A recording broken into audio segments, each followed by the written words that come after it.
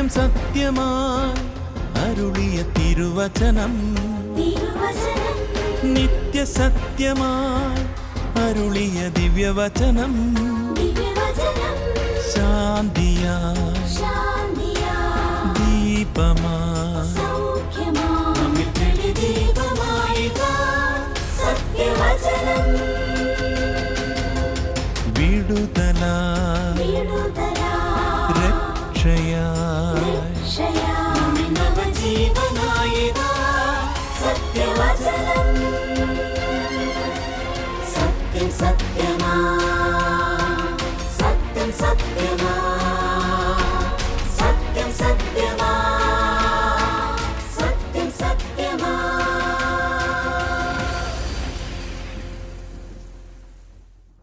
സത്യം സത്യമായി ജീവിത സാക്ഷ്യം എന്ന എപ്പിസോഡിലേക്ക് എല്ലാവർക്കും സ്വാഗതം. സത്യം സത്യമായി പ്രോഗ്രാമിലേക്ക് കടന്നു വന്ന സൗറിന് സ്വയമായിട്ടൊന്ന് പരിചയപ്പെടുത്താമോ? എൻ്റെ പേര് ജോസഫ് കുഞ്ഞാട്ടൻ എന്നും വിളിക്കും, പരിചയക്കാരൻ. പാലക്കാട് ജില്ലയിൽ കല്ലടിക്കോട് എന്ന പ്രദേശത്ത് ഞാൻ താമസിക്കുന്നു. കരിമ്പ പഞ്ചായത്തിൽ താമസിക്കാൻ തുടങ്ങിയിട്ട് ഏതാണ്ട് 45 വർഷത്തോളമായി. സൗറിനൊരു കുടിയേറ്റ കർഷകനാണല്ലേ? നാട്ടിലെ ഏത് ഭാഗത്തു നിന്നാണ് ഇങ്ങോട്ട് വന്നത്? ഞാൻ കോട്ടയം ജില്ലയിൽ പാലായിൽ നിന്നും 1978 ഈ സ്ഥലത്തേക്ക് കുടിയേറുന്നു. സൗറിന് ഈ ദേശത്തേക്ക് വന്നതിനെ കുറിച്ചൊന്ന് വിശദീകരിക്കാമോ?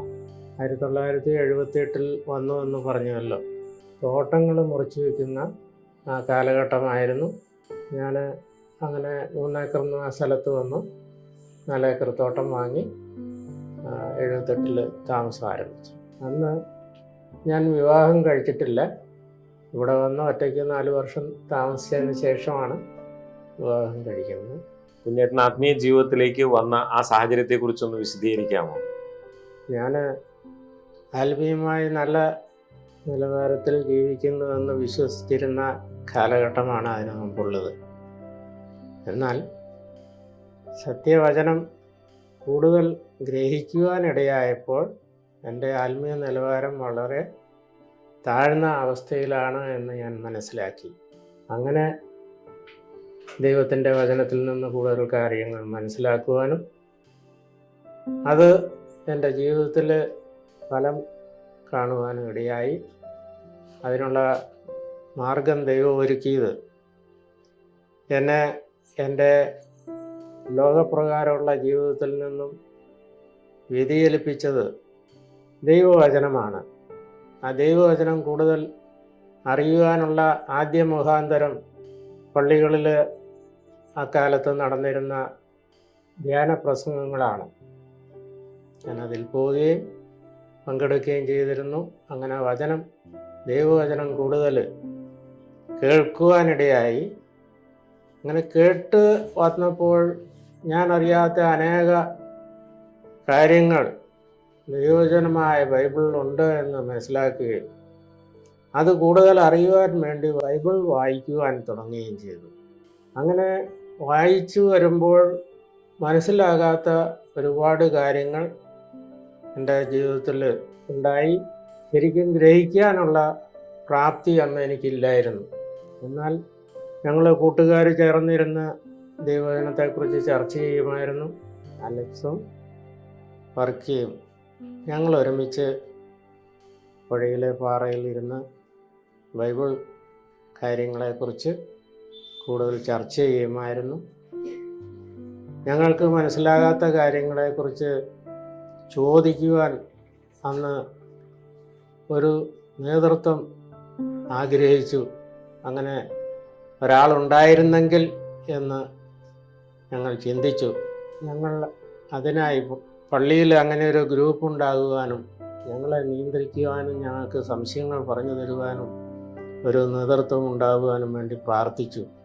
നാളുകൾ കടന്നുപോയി. ഒരു ദിവസം സഹോദരന്മാർ എനിക്കൊരു ക്രൈമാസികയുടെ പേജ് തന്നു. അത് വായിച്ചു. അപ്പോഴും സംശയങ്ങൾ വർദ്ധിച്ചു വരികയാണ്. അവിടെ പരിശുദ്ധമായ തട്ടിപ്പ് എന്നുള്ള ഹെഡിങ്ങോടുകൂടിയാണ് ആ പേജ് കണ്ടത്. അപ്പോഴത് ഉൾക്കൊള്ളുവാൻ എനിക്ക് കഴിഞ്ഞില്ല. ഞാൻ ക്രൈമിൻ്റെ ആ പേജുമായി നേരെ വീട്ടിലേക്ക് പോയി. വീട്ടിൽ ചെന്ന് കാപ്പി പോലും കുടിക്കാൻ നിന്നില്ല. POC ബൈബിൾ എടുത്ത് പുറപ്പാട് പുസ്തകം 20 അധ്യായം തുറന്ന് വായിച്ചു കഴിഞ്ഞപ്പോൾ എനിക്ക് ബോധ്യം വന്നു, തിരുവചനത്തിൽ പറയുന്നത് പോലെയല്ല പഠിപ്പിക്കുന്നത് എന്നുള്ളത്. അപ്പോൾ കൂടുതൽ ആശയക്കുഴപ്പമാണ് എൻ്റെ ഉള്ളിൽ വന്നത്. പിന്നെ എങ്ങനെ ശരിയാവും? സത്യമേത്? അത് അന്വേഷിച്ച് കണ്ടെത്തുവാനുള്ള ത്വര കൂടുതൽ ബൈബിൾ വായിക്കാനും പ്രാർത്ഥിക്കാനും തുടങ്ങി. ഞാൻ കേട്ടിട്ടുണ്ട് കുഞ്ഞേട്ടൻ ഒരു നല്ല കുഞ്ഞേട്ടനാണ് എന്നുള്ളത്, നാട്ടുകാർക്കും വീട്ടുകാർക്കും ഒക്കെ. അതിനെക്കുറിച്ചൊന്ന് വിശദീകരിക്കാമോ? അതിനെക്കുറിച്ച് പറഞ്ഞാൽ വളരെ കാര്യങ്ങൾ പറയേണ്ടി വരും. ഞാൻ ഈ നാട്ടിൽ വന്നപ്പോൾ നാട്ടിലെ സാഹചര്യങ്ങൾ പശ്ചാത്തലങ്ങളൊക്കെ വളരെ പരിതാപകരമായിരുന്നു. പശ്ചാത്തലത്തിൽ രാഷ്ട്രീയത്തിൽ ഇറങ്ങി, പിന്നെ സാമൂഹ്യ പ്രവർത്തനത്തിന് ഇറങ്ങി. നാട്ടുകാർക്കെല്ലാം ആവശ്യമുള്ള ഒരു വ്യക്തിയായിട്ട്, എല്ലാ കാര്യത്തിനും ഇടപെടുന്ന ഒരു വ്യക്തിയായിട്ട് കുറേ വർഷങ്ങൾ അങ്ങനെ മുന്നോട്ട് പോയി. അന്ന് എല്ലാവർക്കും, അതായത് എൻ്റെ അപ്പൻ്റെ പ്രായമുള്ളവർ വരെ എന്നെ കുഞ്ഞേട്ടാന്ന് വിളിക്കുന്നൊരു സാഹചര്യമായിരുന്നു. അങ്ങനെ ഇരിക്കുകയാണ് ആത്മീയ കാര്യങ്ങളിലേക്ക് കൂടുതൽ ശ്രദ്ധ വെച്ചത്. പിന്നെ സാമൂഹിക പ്രവർത്തനങ്ങളൊക്കെ ഉണ്ടായിരുന്നോ? അത് അല്പം രാഷ്ട്രീയത്തിൽ ഒരു 15 വർഷം മണ്ഡലം പ്രസിഡൻ്റായിട്ട് ഇരുന്നിട്ട്. രാഷ്ട്രീയ പാർട്ടിയിലൊക്കെ ഉണ്ടായിരുന്നോ? രാഷ്ട്രീയ പാർട്ടി അന്ന് കേരള കോൺഗ്രസ് മാണി ഗ്രൂപ്പിൽ ആയിരുന്നു. അതാണ് ആദ്യം രാഷ്ട്രീയത്തിൽ വന്ന സാഹചര്യം. അതിൽ ഒരു 15 വർഷം വരുമ്പോൾ മണ്ഡലം പ്രസിഡൻ്റായിട്ട് പ്രവർത്തിച്ചിട്ടുണ്ട്. സാമൂഹ്യ പ്രവർത്തനത്തിൻ്റെ മേഖലയിൽ ചുള്ളിയാങ്കുളം വികസന സമിതിയുടെ വൈസ് പ്രസിഡൻ്റായിട്ട് പ്രവർത്തിച്ചിട്ടുണ്ട്. പാലക്കാട് ജില്ലാ കളക്ടറായിരുന്ന ഷാഹുൽ ഹമീദ് ഇരിക്കുന്ന കാലത്ത് പ്രകൃതി ക്ഷോഭം മൂലം വീട് ഉരുളുപൊട്ടി നഷ്ടപ്പെടുകയും 2 കുട്ടികളും മരിക്കുകയൊക്കെ ചെയ്ത ഒരു പശ്ചാത്തലമുണ്ടായി. അങ്ങനെയാണ് സാമൂഹ്യ പ്രവർത്തനത്തിന് ഇറങ്ങിയത്. അവർക്ക് വേണ്ടി ഒരു വീട് വാങ്ങുവാൻ നാട്ടുകാരെ സഹകരിപ്പിച്ച് പിരിവെടുത്ത് ഒരു 25 സെൻറ്റ് സ്ഥലവും ഒരു വീടും കൂടെ വാങ്ങി. അതിൻ്റെ താക്കോൽദാന കർമ്മത്തിന് വേണ്ടി അന്ന് ഷാഹുൽ ഹമീദ് കളക്ടറെ ക്ഷണിച്ചു. അദ്ദേഹത്തെ ഈ നാട്ടിലേക്ക് കൊണ്ടുവന്നപ്പോൾ അദ്ദേഹത്തിൻ്റെ വാഹനം വഴിയിൽ ചെളിപ്പൂണ്ട് പോയി. നാട്ടുകാരെല്ലാം കൂടെ പൊക്കിയെടുത്താണ് 3 ഏക്കറിൽ എത്തിച്ചത്. ആ പശ്ചാത്തലത്തിൽ അദ്ദേഹം റോഡിന് വേണ്ടി കുറച്ച് ഫണ്ട് അനുവദിച്ചു. 3 ഏക്കറിലേക്ക് ഒരു ബസ് കൊണ്ടുവരുവാൻ സാധിച്ചു. ആ അധ്വാനത്തിലൂടെ അങ്ങനെയാണ് ഈ പൊതു പ്രവർത്തനത്തിന്, സാമൂഹ്യ പ്രവർത്തനത്തിന് ഇറങ്ങിയതിനെ കുറിച്ച് പറയാം. അപ്പൊ കുഞ്ഞേട്ടന് അങ്ങനെ നല്ലൊരു സാമൂഹ്യ പ്രവർത്തന കാലഘട്ടം ഉണ്ടായിരുന്നു അല്ലേ? അതെ. ദൈവവചനം പഠിക്കാനായിട്ടുണ്ടായ സാഹചര്യങ്ങളെ കുറിച്ച് കുഞ്ഞേട്ടനൊന്ന് വിവരിക്കാം.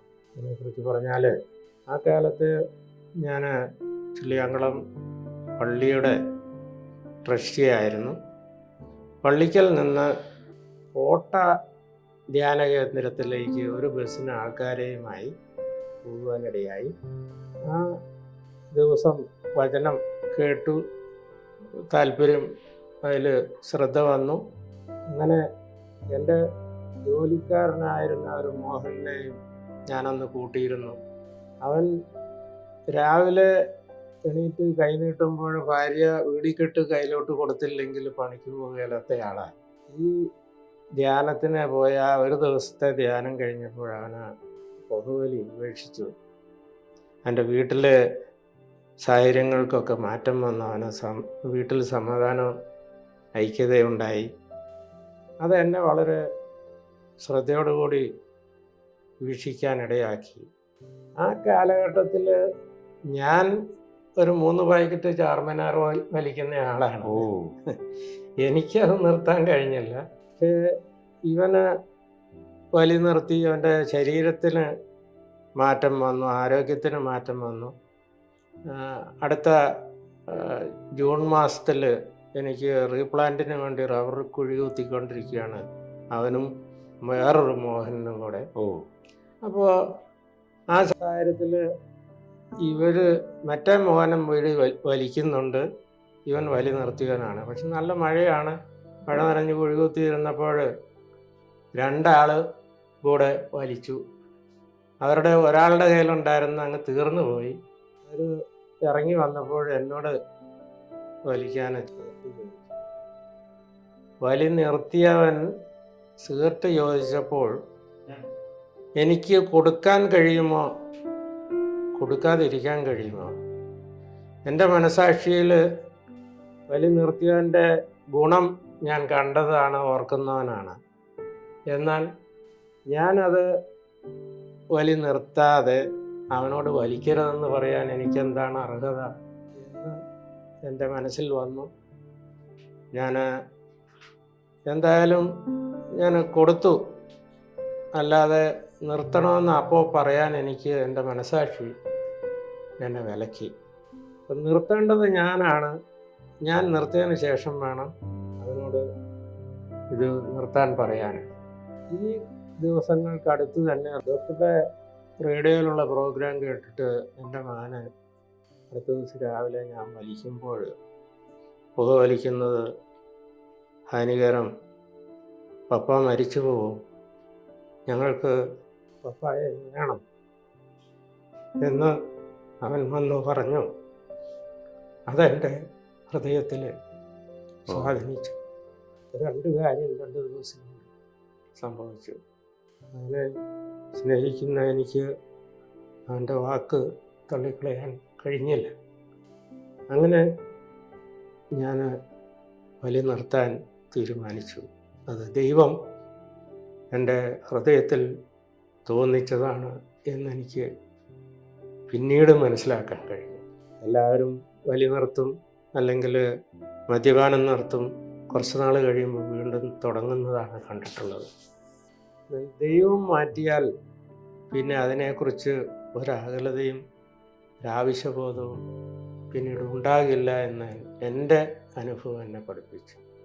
എനിക്ക് പിന്നെ അതിലേക്കൊരാകർഷണം ഇന്നുവരെയും ഉണ്ടായിട്ടില്ല. ഏതാണ്ട് 30 വർഷമായിട്ട്. ദൈവവചനം കൂടുതൽ പഠിക്കണം എന്നുള്ള ആഗ്രഹം ഉണ്ടായിരുന്നില്ല കുഞ്ഞേട്ടന്. അതെങ്ങനെയാണ് സാധ്യമായി തീർന്നതെന്ന് കുഞ്ഞേട്ടനൊന്ന് പറയാമോ? അതെ, ഞങ്ങൾ ദൈവവചനത്തെക്കുറിച്ച്, അതായത് എൻ്റെ കൂട്ടുകാരും ഞാനും ഇങ്ങനെ ചർച്ച ചെയ്യുമായിരുന്നു. അത് പല കാര്യങ്ങളും മനസ്സിലാക്കാൻ കഴിയുന്നില്ല. അതിന് ഒരു സാഹചര്യം ഒരുങ്ങാൻ വേണ്ടി ദൈവത്തോട് പ്രാർത്ഥിച്ചിരുന്നു. ഈ പശ്ചാത്തലത്തിൽ ആണ് VP തങ്കച്ചൻ സാറിനും അച്ചൻകുഞ്ഞ് സാറിനും കൂടെ എൻ്റെ ഭവനത്തിലേക്ക് വരുന്നത്. അച്ചൻകുഞ്ഞ് സാറിലൂടെയാണ് ഞാൻ കൂടുതൽ ദൈവവചനം കേട്ടത്. അവരെ കണ്ടുമുട്ടിയത് ഒരു ദിവസം ഞാൻ ധ്യാനത്തിന് പോയി മടങ്ങി വരുമ്പോൾ വഴിയിൽ വെച്ചാണ്. അവരെൻ്റെ വീട്ടിൽ പോയി എന്നെ അന്വേഷിച്ചിട്ട് മടങ്ങി വരുമ്പോഴാണ് എനിക്ക് കണ്ടു. ഞങ്ങൾ സംസാരിച്ചു, ആത്മീയ കാര്യങ്ങളൊക്കെ എങ്ങനെയെന്ന് ചോദിച്ചു. നന്നായി പോകുന്നു. എൻ്റെ അഭിപ്രായത്തിൽ അന്ന് അങ്ങനെയാണ്. അപ്പോൾ അവർ പറഞ്ഞു, ഞങ്ങൾ ഒരു ചെറിയ പുസ്തകം തരാം, നിങ്ങളൊരു സത്യാന്വേഷിയാണോ എന്നൊരു ചോദ്യചിഹ്നത്തോടു കൂടി ഒരു ചെറിയ പുസ്തകം, അതൊന്ന് വായിക്കാൻ പറഞ്ഞു. അടുത്ത ആഴ്ച ഞങ്ങൾ ഇതിലേ വരും, അപ്പോൾ വീട്ടിലുണ്ടാകുമോ എന്ന് ചോദിച്ചു. കാത്തിരിക്കാം എന്ന് ഞാൻ വാക്കും കൊടുത്തു. ഞാൻ ഈ പുസ്തകം വായിച്ചപ്പോൾ അന്ന് വരെ ഞാൻ അങ്ങനെ ഒരു പുസ്തകം വായിച്ചിട്ടില്ല. ദൈവവചന വാക്യങ്ങൾ കോട്ട് ചെയ്ത് എഴുതിയിരിക്കുന്ന പുസ്തകം. ഇത് അങ്ങനെ തന്നെയാണോ എന്നറിയാൻ ഞാൻ എൻ്റെ POC ബൈബിൾ എടുത്ത് ഈ വാക്യങ്ങൾ വെച്ച് കോട്ട് ചെയ്ത് നോക്കി. ശരിയാണ്. അപ്പോഴെനിക്ക് അതിൽ കൂടുതൽ താല്പര്യവും വിശ്വാസവും വന്നു. അടുത്ത ആഴ്ച സാറിനും തങ്കച്ച സാറിനും കൂടെ വന്നു. അപ്പോൾ എൻ്റെ മനസ്സിൽ ഒരുപാട് ചോദ്യങ്ങൾ ഉണ്ടായിരുന്നു. ഞാൻ ഓരോന്ന് ചോദിച്ചു. സാറിന് എൻ്റെ ബൈബിള് വാങ്ങി അതിൽ നിന്ന് വായിച്ച് കേൾപ്പിച്ചു ചോദ്യത്തിന് ഉത്തരം. ഞാൻ ചോദിക്കുന്ന ചോദ്യങ്ങൾക്കൊക്കെ ബൈബിളിൽ നിന്ന് വാക്യങ്ങൾ വായിച്ച് ഉത്തരം തരുന്നു. അതെന്നെ വളരെ ആകർഷിച്ചു. എനിക്ക് വിശ്വാസ്യത വർദ്ധിച്ചു. അടുത്ത ശനിയാഴ്ചയും വന്നു. അങ്ങനെ ഏതാനും ദിവസങ്ങൾ ഞങ്ങൾ ചോദ്യങ്ങളും ഉത്തരങ്ങളും സംശയ നിവാരണമായിട്ട് പോയി. അപ്പോൾ ഞാൻ പറഞ്ഞു, ഇത് എനിക്ക് ചെയ്യാൻ പറ്റുന്ന സൗകര്യം ഞാനിവിടെ ചെയ്തു തരാം. എല്ലാ ആഴ്ചയും ഈ പഠനം തുടരണം. ഞാൻ എൻ്റെ സ്നേഹിതന്മാരോടും പറഞ്ഞു, അവരും വന്ന് ഇതിൽ പങ്കെടുക്കാൻ തുടങ്ങി. അങ്ങനെയാണ് വചനം പഠിക്കുവാനുള്ള സാഹചര്യം ഒരുങ്ങിയത്. ഓക്കെ. എന്നെ വളരെ സ്വാധീനിച്ച ഒരു ഭാഗമാണ് പുറപ്പാട് പുസ്തകം 20-ാം അധ്യായത്തിൽ, ആവർത്തന പുസ്തകം 5-ാം അധ്യായത്തിൽ ഒക്കെ 10 കൽപ്പനകളെക്കുറിച്ച് രേഖപ്പെടുത്തിയിരിക്കുന്നു. അത് സൺഡേ സ്കൂളിൽ പഠിച്ചപ്പോൾ പല ഭാഗങ്ങളും കട്ട് ചെയ്തിട്ടാണ് പഠിപ്പിച്ചിട്ടില്ല. ഏത് ഭാഗമാണ് കട്ട് ചെയ്തത് എന്ന് വേണമെങ്കിൽ ചുരുക്കി പറയാം. 2-ാം കൽപ്പനയുടെ ഭാഗമായിട്ട് ഒരു വിഗ്രഹം ഉണ്ടാക്കരുത്, മുകളിൽ ആകാശത്തിലോ താഴെ ഭൂമിയിലോ ഭൂമിക്കടിയിൽ ജലത്തിലോ ഉള്ള യാതൊന്നിൻ്റെയും പ്രതിമയോ സ്വരൂപമോ നീ നിർമ്മിക്കരുത്, അവയ്ക്ക് മുന്നിൽ ആരാധിക്കുകയോ വണങ്ങുകയോ ചെയ്യരുത് എന്ന് രേഖപ്പെടുത്തിയിരിക്കുന്നത് സൺഡേ സ്കൂളിൽ പഠിപ്പിച്ചിട്ടില്ല. 10 എണ്ണം തയ്ക്കേണ്ടതിന് വേണ്ടി 10ാമത്തെ കൽപ്പന 2ആയിട്ട് പിരിച്ചെഴുതി എണ്ണം തയ്ച്ചു. അവിടെ 10ാമത്തെ കൽപ്പന അന്യൻ്റെ ഭാര്യയെ മോഹിക്കരുത്, അന്യൻ്റെ വസ്തുക്കളെ മോഹിക്കരുത് എന്നാണ് പഠിപ്പിച്ചിരിക്കുന്നത്. എന്നാൽ തിരുവചനത്തിൽ അതൊരു കൽപ്പനയാണ്, മോഹിക്കരുത് എന്നുള്ള കൽപ്പന. അതിൻ്റെ വിശദീകരണം മാത്രമാണ് പിന്നീടുള്ളത്. അപ്പോൾ എന്തിനാണ് ദൈവവചനത്തിൽ മാറ്റം വരുത്തി ജനത്തെ വഞ്ചിക്കുന്നത് എന്നുള്ളത് എൻ്റെ ഹൃദയത്തിൽ വന്ന ഒരു ചോദ്യമാണ്. അങ്ങനെ ദൈവവചനം കൂടുതൽ മുന്നോട്ട് പഠിക്കുവാനിടയായി ഞാൻ കൂടുതൽ കാര്യങ്ങൾ മനസ്സിലായി കഴിഞ്ഞപ്പോൾ കർത്താവായ യേശു ക്രിസ്തുവിനെ എൻ്റെ രക്ഷിതാവും കർത്താവുമായിട്ട് ഹൃദയത്തിൽ സ്വീകരിക്കേണ്ടത് ആവശ്യമാണ് എന്ന് മനസ്സിലായി. അതെന്താ കർത്താവായ യേശു ക്രിസ്തുവിനെ രക്ഷിതാവായി സ്വീകരിക്കുക എന്നൊക്കെ പറഞ്ഞത്? അതൊന്ന് വിശദീകരിക്കാമോ? ബൈബിൾ പറയുന്നു, നീതിമാൻ ആരുമില്ല, ഒരുത്തൻ പോലുമില്ല, എല്ലാവരും പാപം ചെയ്ത് ദൈവതേജസ്സ് ഇല്ലാത്തവരായി തീർന്നു എന്ന്. സൽപ്രവൃത്തികളാൽ സ്വർഗം നേടാം എന്ന് വിശ്വസിച്ചിരുന്ന എനിക്ക് നീതിമാൻ ആരുമില്ല, ഒരുത്തൻ പോലുമില്ല എന്നുള്ള ദൈവവചനം വലിയൊരു ആഘാതം തന്നെയാണ് നൽകിയത്. എന്നാൽ അതിന് പരിഹാരമാണ് നമ്മുടെ കർത്താവായ യേശു ക്രിസ്തു കാൽവരി ക്രൂശിൽ വരുത്തിയത് എന്ന് ഗ്രഹിച്ചപ്പോൾ അതെനിക്ക് സന്തോഷം പകർന്നു. മനുഷ്യന് അസാധ്യമായത് ദൈവം സാധ്യമാക്കി തരുന്നു. ദൈവത്തിൻ്റെ മുന്നിൽ യാതൊരു നീതിപ്രവർത്തികളും വിലപ്പോവുകയില്ല. നീതിമാനും പരിശുദ്ധനുമായവൻ ദൈവം ഒരുവൻ മാത്രം എന്ന് ബൈബിൾ പറയുന്നു.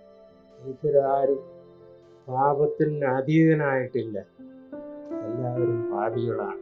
ഈ പാപിയായ മനുഷ്യന് അവൻ്റെ പാപത്തിന് ഒരു വിടുതൽ, പാപത്തിൻ്റെ ശിക്ഷയിൽ നിന്ന് ഒരു രക്ഷ ആവശ്യമാണ് എന്നുള്ള ബോധ്യം വചനം പഠിച്ചതിലൂടെ എനിക്കുണ്ടായി. യോഹന്നാൻ 1:12 നാം വായിക്കുന്നത് ഇങ്ങനെയാണ്, അവനെ കൈക്കൊണ്ട് അവൻ്റെ നാമത്തിൽ വിശ്വസിക്കുന്ന ഏവനും ദൈവമക്കളാകുവാൻ അവൻ അധികാരം കൊടുത്തു എന്നാണ്. അപ്പൊ കുഞ്ഞേട്ടാ, ഈ ദൈവമക്കളാകുക എന്ന് പറയുന്ന എന്താണ്? അതെങ്ങനെയാണ് കുഞ്ഞേട്ടൻ മനസ്സിലാക്കി?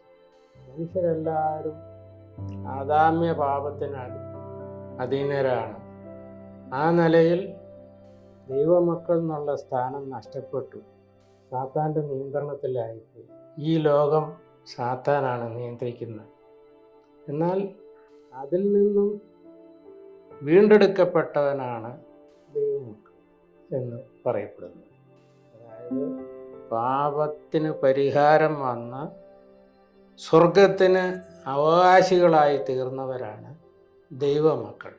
അതുകൊണ്ടാണ് കൊരിന്ത്യർ ലേഖനത്തിൽ പറഞ്ഞിരിക്കുന്നത് മക്കളാണെങ്കിൽ അവർ അവകാശികളുമാണ് എന്നുള്ളത്, അല്ലേ?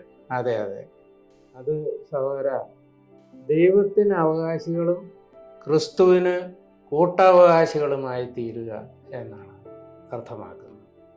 അപ്പോൾ സ്വർഗത്തിലെ ആത്മീയ അനുഗ്രഹങ്ങൾക്കെല്ലാം അവകാശികളായി തീർന്നാണ് ഒരു ദൈവമകൻ ഈ ഭൂമിയിൽ ജീവിക്കുന്ന കാലം മുന്നോട്ട് പോകും. അപ്പൊ നമ്മളൊക്കെ കൂട്ടവകാശികളാണ് അല്ലേ? അതെ, കർത്താവായ യേശു ക്രിസ്തുവിനെ വിശ്വാസത്താൽ ഹൃദയത്തിൽ സ്വീകരിച്ചിട്ടുള്ള എല്ലാവരും ദൈവമക്കളാണ്. ഞാൻ വചനം പഠിച്ച് ബോധ്യമായപ്പോൾ കർത്താവിനെ എൻ്റെ ഹൃദയത്തിലേക്ക് സ്വീകരിച്ചു, വിശ്വാസം ഏറ്റുപറഞ്ഞു എന്ന് പറഞ്ഞുവല്ലോ. അങ്ങനെയാണ് കുഞ്ഞേട്ടൻ ഒരു ദൈവപൈതലായി തീർന്നത് അല്ലേ? അങ്ങനെയാണ് സ്വർഗത്തിന് അവകാശിയായത്. അതെ. അപ്പൊ കുഞ്ഞേട്ടന്റെ കുടുംബമൊക്കെ ഇതിനോട് എങ്ങനെയാ പ്രതികരിക്കുന്നത്? സഹകരണ മനോഭാവം ഉണ്ടായിരുന്നു. എന്നാൽ ഞാൻ ഗ്രഹിച്ച അത്രത്തോളം മോളി ഗ്രഹിക്കുവാൻ കുറച്ച് കാലതാമസം പിടിച്ചു. ഏതാണ്ട് 2-3 മാസം വചനം വീണ്ടും കേട്ടതിന് ശേഷമാണ് അവൾ കർത്താവിനെ ഹൃദയത്തിൽ സ്വീകരിച്ചത്. കുഞ്ഞേട്ടന്റെ മക്കളൊക്കെ കൊച്ചുകുട്ടികളാണ്. അവൾ അന്ന് ഹോസ്റ്റലിൽ നിന്ന് പഠിക്കുകയാണ്. അവൾക്ക് ഇത് കേൾക്കാൻ വീട്ടിൽ വരുമ്പോൾ ഞങ്ങൾ പറയുന്നു ഒക്കെ കേൾക്കാൻ കഴിയുള്ളൂ. താഴെയുള്ള 2 പേര് വീട്ടിലുള്ളവരാണ്, അവർ കേൾക്കുന്നുണ്ട്.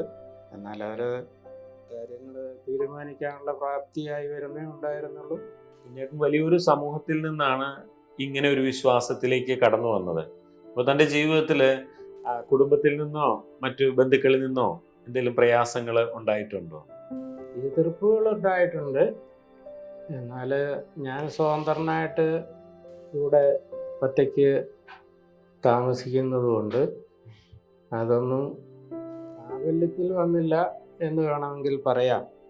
പിന്നെ ജ്യേഷ്ഠന്മാരോട് പറഞ്ഞപ്പോൾ അവർ നിനക്ക് അങ്ങനെയാണെങ്കിൽ അങ്ങനെ ആയിക്കോ എന്നുള്ള ഒരു വാക്കാണ് എനിക്ക് കിട്ടിയത്.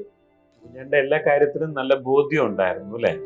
തീർച്ചയായും അത് വളരെ സംശയങ്ങൾ തീർത്ത് ചോദ്യങ്ങൾ ചോദിച്ച് വചനം പഠിച്ച് ഉറപ്പ് വന്നതിന് ശേഷം മാത്രമാണ് ഈ തീരുമാനത്തിലേക്ക് എത്തിയത്. എല്ലാറ്റിനും ആധാരം ദൈവവചനമായിരുന്നു അല്ലേ? അതെ, ദൈവത്തിൻ്റെ വചനത്തെ മാറ്റിവെക്കാൻ നമുക്കാർക്കും കഴിയില്ലല്ലോ. ദൈവം പറഞ്ഞതിന് അതിനോട് കൂട്ടിച്ചേർക്കാനോ അതിൽ നിന്ന് എന്തെങ്കിലും കുറയ്ക്കുവാനോ ഒരു മനുഷ്യർക്കും ദൂതന്മാർക്കും ദൈവം അനുവാദം കൊടുത്തിട്ടില്ല. ഇന്ന് പലരും വ്യത്യസ്തമായിട്ട് ആശയങ്ങൾ പഠിപ്പിക്കുന്നു. കർത്താവായ യേശു ക്രിസ്തു പറഞ്ഞ വാക്ക് ഇങ്ങനെയാണല്ലോ, ന്യായപ്രമാണത്തിൽ നിന്ന് വള്ളിയെങ്കിലും പുള്ളിയെങ്കിലും മാറ്റപ്പെടുന്ന ആകാശവും ഭൂമിയും നീങ്ങിപ്പോകുന്നത് ഉത്ഭവം. അത് മാറ്റി ചിന്തിക്കാൻ നമുക്ക് അനുവാദമില്ല. എഴുതപ്പെട്ടത് ആ വചനത്തിൻ്റെ അടിസ്ഥാനത്തിലായിരിക്കും ദൈവം ന്യായവിധി ദിവസത്തിൽ നമ്മോട് സംസാരിക്കുന്നത് എന്നാണ് ഞാൻ വിശ്വസിക്കുന്നത്. കഴിഞ്ഞ 25 വർഷകാലത്തെ വിശ്വാസ ജീവിതത്തെ തിരിഞ്ഞു നോക്കിയിട്ട് സത്യമായും പ്രേക്ഷകരോട് എന്താണ് കുഞ്ഞേട്ടന് പറയാനുള്ളത്? വളരെ സന്തോഷകരമായ ഒരു കാലഘട്ടം ദൈവകൃപയാൽ ഇന്നയോളം എത്തി നിൽക്കുന്നു എന്നേ പറയാനുള്ളൂ. ഞാൻ ദൈവവചനത്തെ വേണ്ട വിധം മനസ്സിലാക്കുവാൻ കഴിഞ്ഞതിൻ്റെ ഫലം ഇന്ന് എൻ്റെ കുടുംബം അനുഭവിക്കുന്നുണ്ട്. ഭാര്യയും മക്കളും കർത്താവിനെ രക്ഷിതാവായി സ്വീകരിച്ച് സന്തോഷകരമായ വിശ്വാസ ജീവിതം നയിക്കുന്നു. അത് എൻ്റെ കഴിവുകൊണ്ട് പ്രാപ്തി കൊണ്ടല്ല, ദൈവം തൻ്റെ കൈകളിൽ എന്നെ താങ്ങി നടത്തുന്നു എന്നുള്ള ആ ഉറച്ച ആ വിശ്വാസമാണ് എന്നെ ഇവിടെ എത്തിച്ചത്. പ്രത്യാശയും സന്തോഷവും സംതൃപ്തിയുമുള്ള ഒരു ജീവിതത്തിലേക്ക് ദൈവം എന്നെ എത്തിച്ചു. ഇന്നോ നാളെയോ എന്ന് വേണമെങ്കിലും കർത്താവിന് തൻ്റെ പക്കലേക്ക് എന്നെ വിളിക്കാം. എന്നാൽ അതിൻ്റെ പേരിൽ ഒരു ദുഃഖത പര്യവസാനിയാകുന്ന ഒരു വിഷയവുമില്ല. കാരണം ഇന്ന് മരിച്ചാൽ ഞാൻ കർത്താവിനോട് കൂടി ഇരിക്കും. കർത്താവ് വാസസ്ഥലം ഒരുക്കാൻ പോയിരിക്കുന്നു. നിത്യഭവനത്തിൽ എനിക്കായി ഇടം ഒരുക്കിയിരിക്കുന്നു. ആ സന്തോഷം ഈ ഭൂമിയിൽ ജീവിക്കുമ്പോഴും ഹൃദയത്തെ ആനന്ദിപ്പിക്കുന്നു. കർത്താവിനോടുള്ള ആ ചേർന്നുള്ള ജീവിതം അത് വളരെ വിലമതിക്കുന്നതാണ്. ഇത് പക്ഷേ ഞാൻ കർത്താവിനെ ജീവിതം അറിയാതെ ഇരുന്നുവെങ്കിൽ ഞാൻ ഇന്ന് ഈ ഭൂമിയിൽ ജീവിച്ചിരിക്കുമെന്ന് കരുതാൻ യാതൊരു ന്യായവുമില്ല. എത്രയോ അപകടങ്ങളിൽ നിന്ന്, പ്രയാസങ്ങളിൽ നിന്ന് ദൈവം തൻ്റെ തൃക്കരങ്ങളാൽ എന്നെ രക്ഷിച്ച് നടത്തി, എന്നെ ബലപ്പെടുത്തി സന്തോഷവും സമാധാനവും പ്രത്യാശയുമുള്ള ജീവിതം നയിക്കുവാൻ തൻ്റെ ആത്മാവിനെ എൻ്റെ ഉള്ളിൽ തന്ന ദൈവം വലിയവൻ, ഉന്നതൻ, സർവ മഹത്വവും ആ കർത്താവിന് ഞാൻ അർപ്പിക്കുന്നു. അതുകൊണ്ട് എന്നെ കേൾക്കുന്ന എല്ലാ പ്രേക്ഷകരും ഈ കർത്താവിനെ വിശ്വാസത്താൽ സ്വീകരിച്ച് സ്വർഗത്തിന് അവകാശികളായി തീരണം എന്നാണ് എനിക്ക് നിങ്ങളോട് പറയുവാനുള്ളത്. സന്തോഷപൂർണതയുള്ള ഒരു ജീവിതം ദൈവം നിങ്ങൾക്ക് ഏവർക്കും നൽകട്ടെ. ദൈവനാമത്തിന് മഹത്വം. നാം ഈ കേട്ട സാക്ഷ്യം എത്രയോ അനുഗ്രഹീതമായ സാക്ഷ്യമാണ്. കർത്താവായ യേശു ക്രിസ്തുവിലൂടെ ലഭിച്ച ആ നിത്യരക്ഷയെക്കുറിച്ച് താൻ വളരെ വിശദമായിട്ട് നമ്മളോട് പങ്കുവച്ചു. നമ്മൾ ഓരോരുത്തരും ഇതുപോലെ താൻ സ്വന്തമാക്കിയ കർത്താവിനെ സ്വന്തമാക്കി തീർക്കണം എന്നുള്ളതാണ് എനിക്ക് സത്യമായി പ്രേക്ഷകരോട് പറയാനുള്ളത്. മുന്നേറ്റം പറഞ്ഞതുപോലെ തൻ്റെയും ഹൃദയത്തിലെ വാഞ്ച എന്ന് പറയുന്നത് നാം ഓരോരുത്തരും കർത്താവായ യേശു ക്രിസ്തുവിന്റെ കാൽവരി ക്രൂശിലെ മരണം നമുക്ക് ഓരോരുത്തർക്കും വേണ്ടിയാണ് എന്ന് നാം മനസ്സിലാക്കി നമ്മുടെ പാപങ്ങളെ ഏറ്റുപറഞ്ഞ് കർത്താവിനെ സ്വന്തം രക്ഷിതാവും കർത്താവുമായി സ്വീകരിച്ച് സ്വർഗം സ്വന്തമാക്കുവാൻ ദൈവം നമ്മെ ഓരോരുത്തരെയും ധാരാളമായി അനുഗ്രഹിക്കട്ടെ. സത്യമായ ജീവിത സാക്ഷ്യം കേട്ട എല്ലാ പ്രേക്ഷകർക്കും ഞങ്ങളുടെ ഹൃദയം നിറഞ്ഞ നന്ദിയും സ്നേഹവും അറിയിക്കുന്നു. സത്യമാ സത്യമാ സത്യമാ